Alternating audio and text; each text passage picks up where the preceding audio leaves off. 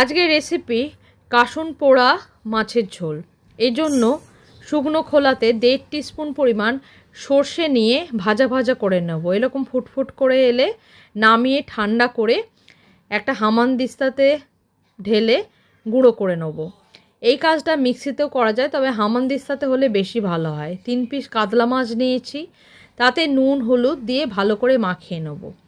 এরপর কড়াতে সর্ষের তেল গরম করে নুন হলুদ মাখিয়ে রাখা মাছগুলো দিয়ে এপিট ওপিট ভালো করে ভেজে তুলে নেব।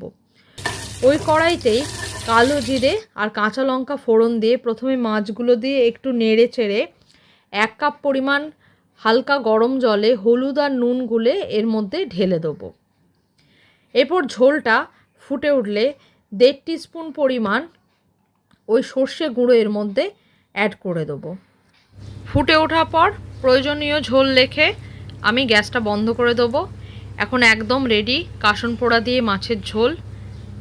গরম ভাতের সাথে পরিবেশন করুন, ভীষণ ভালো লাগবে, একবার অবশ্যই ট্রাই করুন।